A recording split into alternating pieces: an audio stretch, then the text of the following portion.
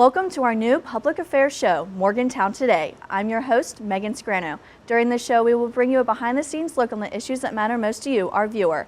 We'll also interview policymakers, politicians, and community leaders who influence and impact those decisions made right here in Morgantown. The topic we will be discussing today is the proposed annexation in Morgantown. Joining us from Studio B in the WVU Media Innovation Center in Morgantown is Morgantown City Manager Paul Brake.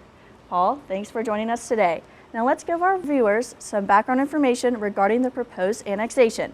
Annexation is the legal process in which a city can acquire land. And in Morgantown, they are trying to annex 3.8 miles of land, which will include 13,000 residents, 400 businesses, and 43 miles of roadway. So our first question for you today is, where exactly will the proposed annexation be located? Happy to answer to that, but let me back up for a bit and kind of put this into context through this process. Right now, this is an important process, but we are gathering more information in working with the Morgantown Area Partnership. So currently, this project, we are pausing this. So it's important to put this into context. But let's go back to your question and talk about the location. It includes the Suncrest area along the Mile Ground and properties within the First Ward. So you referred to it correctly, it's 3.8 square miles that encompasses these areas. And quite simply, if you look at the map right now, is that it almost looks like tentacles. And there's not a contiguous area. And where we're drawing the area is closing the circle. So we have this contiguous area that's adjacent to where the existing boundaries are. So that is the prospective area that's under consideration. You said the plan was paused. It is. So when this began as an official policy discussion was back in May of this year, May of 2019. And there were a number of public meetings, comment periods. We took comments during the month of June. We held a number of open house during the month of July.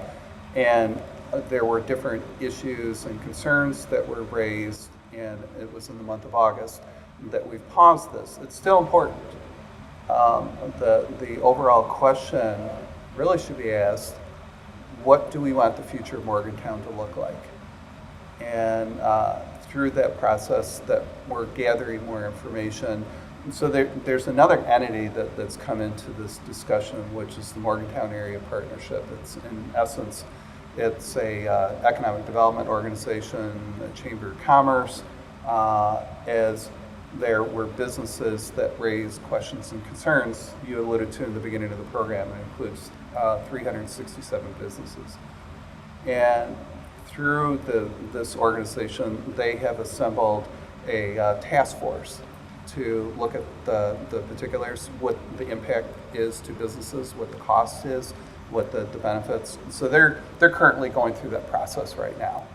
So from a city perspective, it is a policy initiative that we're interested in doing. At the moment, we're not actively pursuing that. So I preface that and caution that as this program, how it's distributed, that there's individuals that have an interest in this and to know in the proper context, because it hasn't been on our agenda. So the City Council has not actively discussed this.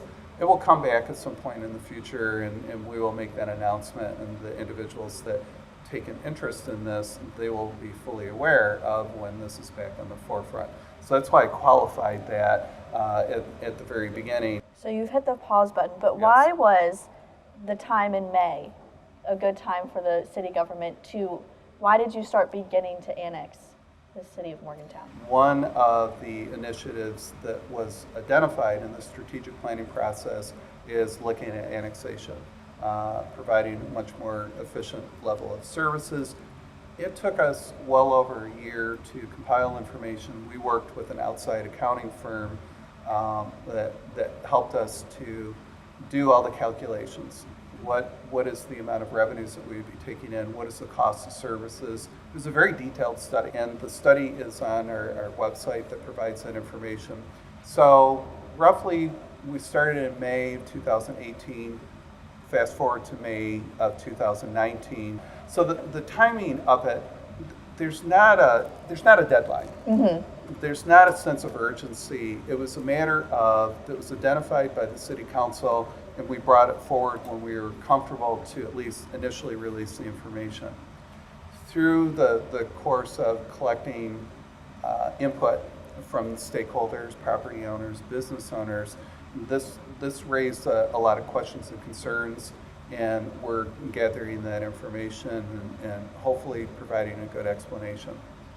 What we don't know, and until such an area is annexed, to fully understand the right size of the organization. We have a preliminary plan to know what's the number of police officers, how many firefighters do we need, how many street workers.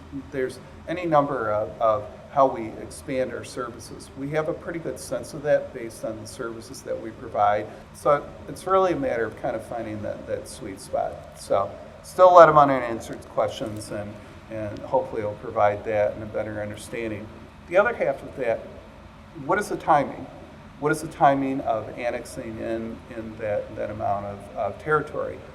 Initially, we went into it with the prospect of bringing all the territory in one fell swoop, if you will. And this is a very gradual sort of adjustment. That could be part of the outcome that could come out of this. This is where I look for the information coming from this task force, from this third party that's kind of facilitating this discussion. That could be a recommendation. So the story will be unfolding into future months, and this could take a few months, it could take a few years, that part. But we don't have a hard deadline where we say, we must complete this by this date. It was never set up that way or intended that way. Okay, thank you. We've seen a campaign of opposing the annexation around town. Why do you think some residents are concerned about the city's plan? That's a question that you're going to have to ask them. I respect individuals to express their opinions, and that's all part of the public policy consideration process. Not everything goes smoothly, and those individuals have organized, and they have their platform. Again, I go back to the fundamental issue. What do we want Morgantown to look like in the future? Because the thought process is this, that if we were to include that population in with the upcoming 2020 census, currently Morgantown is in a population size of about 31,000.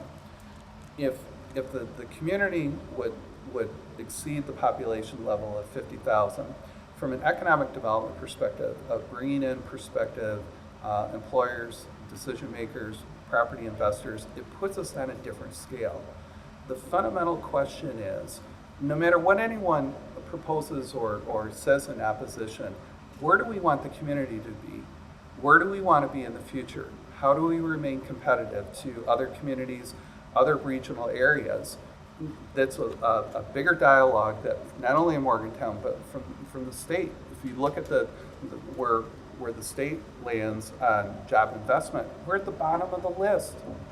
So that begs the question, we need to look at things differently, and we need to be competitive as a region, and here's an ability to do that.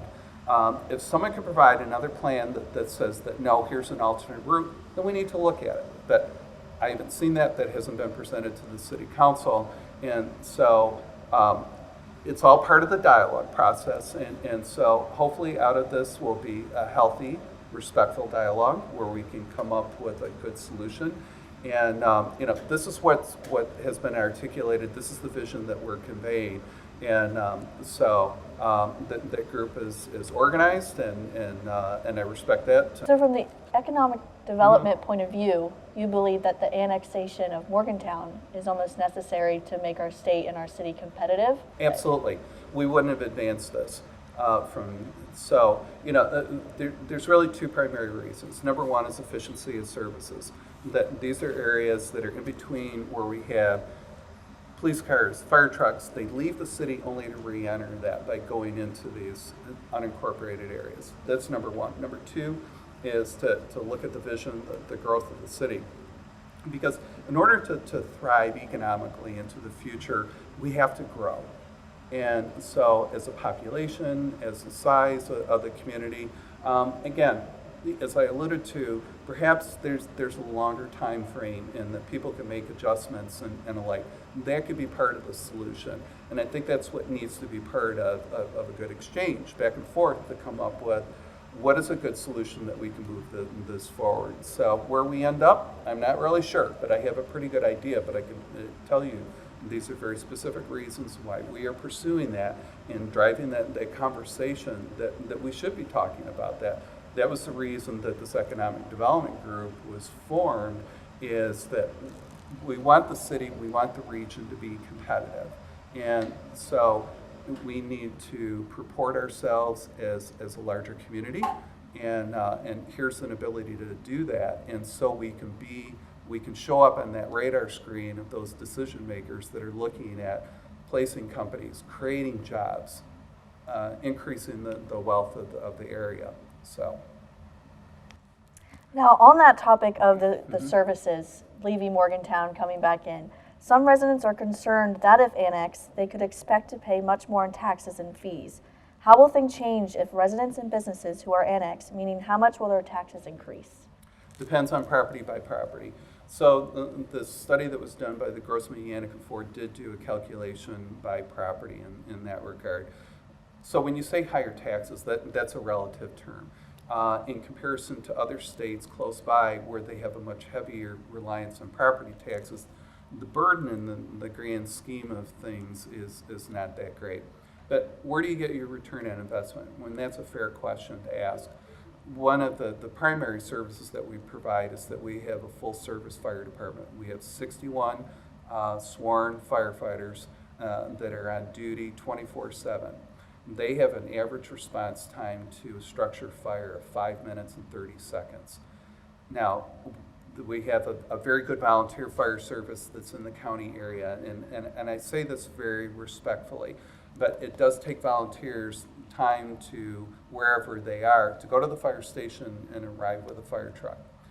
So that protection of property, that should be a primary consideration. Number two is that not in all instances, but in some instances where individuals, when they go out and buy their property insurance, that for the fire protection end of things, some insurance companies, not all of them, but some use what's called an ISO rating. And what that translates into is how good is the fire department?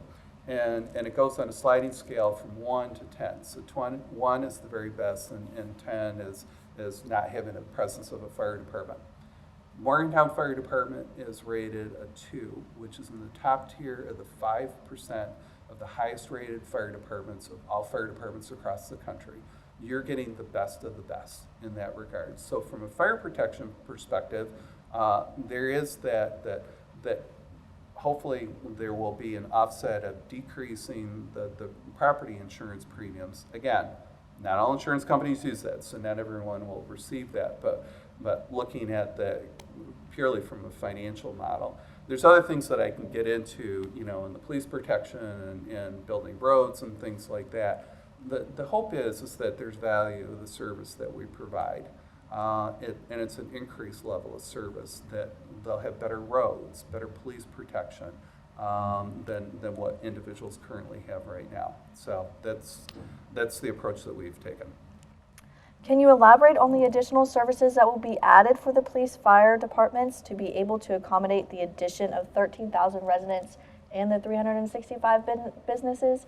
You said that the fire department has 61 employed fire department, but will they be employing more? Yes.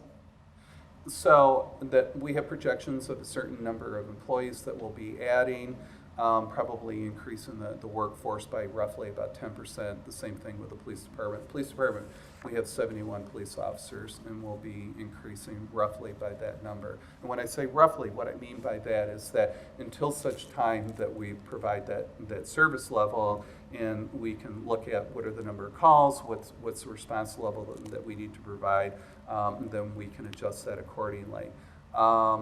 Let's talk about roads. So for your neighborhood streets and roadways that would come under a jurisdiction, I believe in the beginning of the introduction, you said there's 43 miles that we would have in our jurisdiction. Those are currently under the jurisdiction of the Department of Highways. It doesn't automatically become, but neighborhood roads would fall within the purview. Here's the only other caveat, and this is where this, annexation is a simple concept, but it's a very complex issue. Many of the neighborhood streets are covered through a neighborhood association. So neighborhood associations pay dues, that they do snow removal, perhaps do minor road repairs, things like that. And it would have to be done on a neighborhood by neighborhood basis. But I can tell you this, currently right now, in a short amount of time, we have paved 30 miles of individual streets, of neighborhood streets.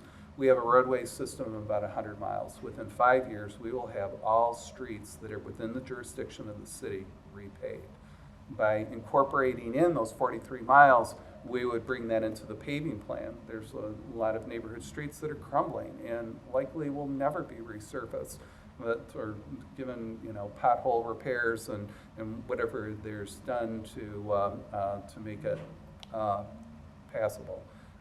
We can do better than that, and we have the capacity of doing that. So those are a few examples, and I can get into other specifics, but those are the things that most people are accustomed to, the expectation for city services.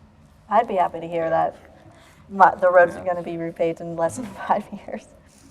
Where is the funding coming from to support the expansion of these services? Is it going to come straight from the raised taxes on the taxes by taxes basis?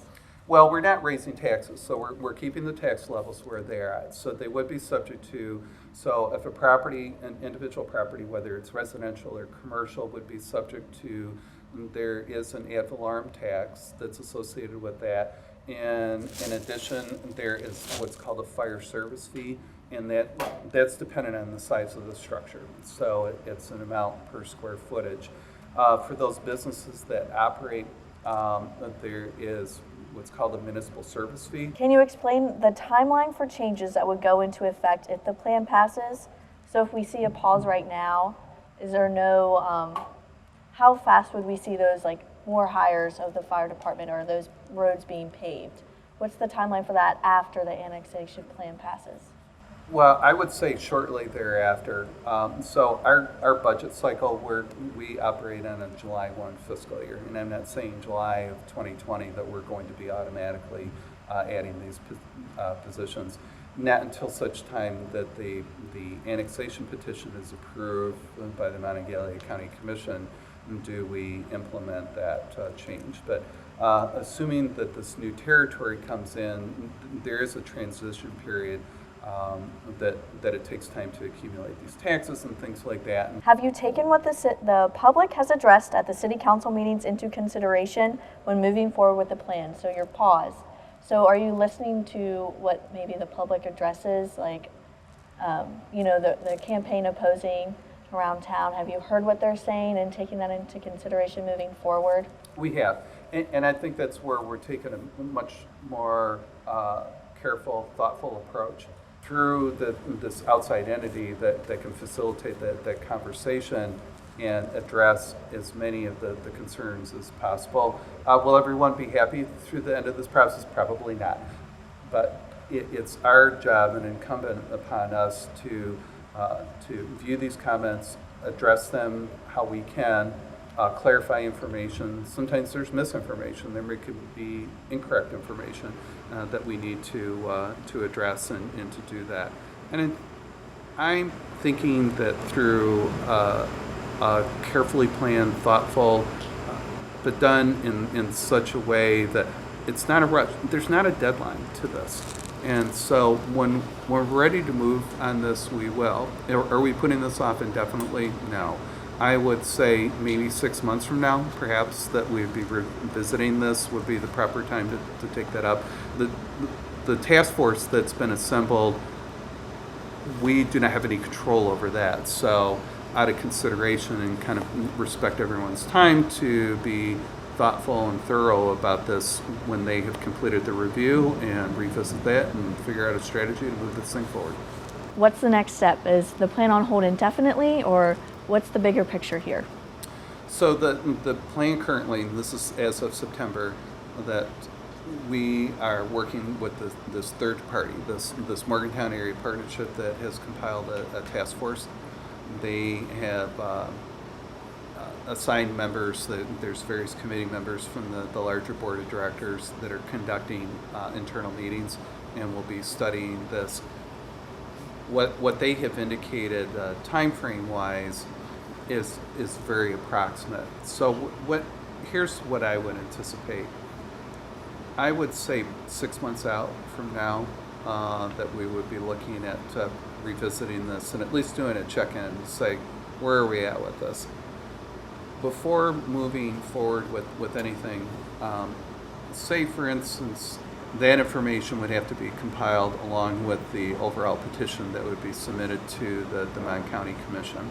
The commission then would schedule a public hearing on their end, and it would take about, I think it's about 2 to 3 months.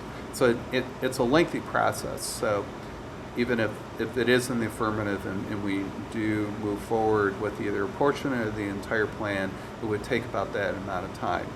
So realistically, you could be looking at maybe like the third quarter of 2020 that such a decision could be finally decided upon. Then there's that transition period that I spoke of that you get into.